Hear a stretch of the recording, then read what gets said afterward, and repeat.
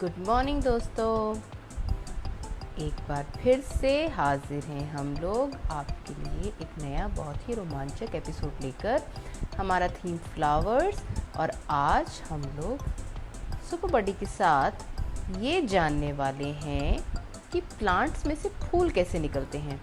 देखिए, plants theme और gardening theme में हम लोग ये तो जान चुके हैं कि सीड से प्लांट्स बनते हैं, लेकिन प्लांट्स बनने के बाद उसमें फूल कैसे निकलते हैं, इस चीज़ ने सुपर बडी का ध्यान अपनी ओर आकर्षित कर लिया है। और आप तो जानते हैं कि जब तक सुपर बडी इसका जवाब हासिल नहीं कर लेंगे वो एक जगह शांति से नहीं बैठ पाएंगे। तो आइए हम लोग भी मिलकर ये जानते हैं कि फूल पौधों में से कैसे निकलते हैं।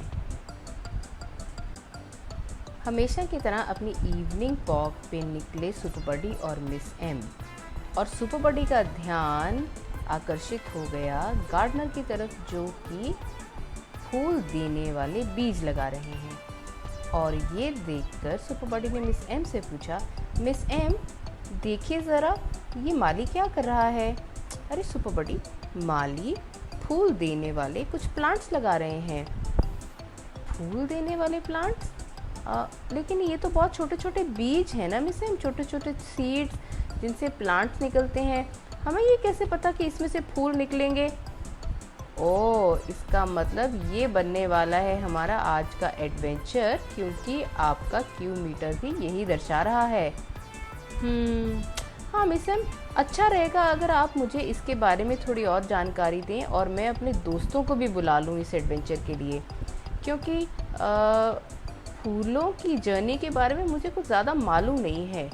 तो दोस्तों आओ और मिल के बोलो मेरे साथ, let's unleash the power of curiosity, और शुरू करते हैं हमारा आज का एडवेंचर।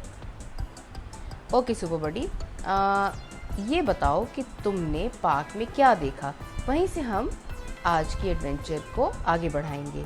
मैंने देखा मिस एम कि माली के हाथ में थोड़े से बीज थे और वो उनको मिट्टी में डाल रहा था। अच्छा चलो, अब ये बताओ कि क्या तुम्हें याद है कि प्लांट्स थीम में और कल के तुम्हारे एपिसोड में हमने पार्ट्स ऑफ प्लांट्स के बारे में क्या जाना था? Miss M, parts of plants नहीं, पार्ट्स ऑफ फ्लावर के बारे में आपने कल हमें बताया था कि जो बीज हैं उनसे छोटे छोटे प्लांट्स निकलते हैं और उसमें होते हैं पत्ते और एक तना और फिर फूल। बिल्कुल ये वैसे ही है ना दोस्तों, जैसे हमने प्लांट्स थीम में जाना था कि छोटे छोटे पौधों से बड़े बड़े पेड़ बन जाते हैं। बिल्कुल सही जानकारी आप लोगों ने एक बार फिर से हमारे साथ शेयर करी है दोस्तों। वो तो ठीक है मिस एम, लेकिन आप हमें क्या फ्लावर्स के लाइफ साइकिल के बारे में बता सकती हैं? वहाँ हमारी जानकारी थोड़ी सी कम है। क्यों नहीं, आओ चलो इसके लिए हम लेते हैं मदद अपनी क्यू बुक की। अच्छा चलो, ये देखो, इस तस्वीर को देखो और ये बताओ कि यहाँ पे हमें क्या दिखाई दे रहा है। ये तो आप लोग जानते हैं कि एक बीज से छोटा सा सैपलिंग निकलता है, सैपलिंग बढ़ते बढ़ते प्लांट बन जाता है, ये सब तो आप जानते हैं ना। और फिर उस प्लांट में से निकलती हैं छोटी कलियां जिसको हम बर्ड्स कहते हैं, और उस बर्ड से निकलता है फूल। हाँ मिस एम, हमारा प्लांट्स एंड ट्रीज एडवेंचर था, उसमें आपने हमें बताया था कि स्प्रिंग सीजन में बहुत सारी मात्रा में फूल निकल आते हैं, बाउंटीफुल ऑफ फ्लावर्स। हाँ सुपर बडी, और तुम्हें मालूम है ये जो बाउंटी है, ये जो भरपूर मात्रा में फूल खिलते हैं, ये उन छोटे छोटे बीजों से ही निकलते हैं, और उन बीजों से हम लोग ये प्लांट्स जगह जगह लगाकर और भी फूल खिला सकते हैं। ये कितना ही आश्चर्यजनक है मिस एम। लेकिन मुझे याद है मेरे पिताजी भी बीज यानी कि सीड से छोटे छोटे सैपलिंग उगाकर उनको जगह जगह लगाकर उनमें से बहुत फूल देने वाले प्लांट्स उगाते थे। हाँ मिस एम, फ्लावर्स तो हमें इतनी सुंदरता देते हैं कि मन खुश हो जाता है, लेकिन मेरी मम्मी मुझे हमेशा मना करती हैं कि फूलों को नहीं तोड़ना है। और जबकि मेरा मन करता है कि मेरे कमरे में फूलों का गुलदस्ता हो। क्या करूं मैं मिस एम, क्या आपके पास इसका कुछ उपाय है?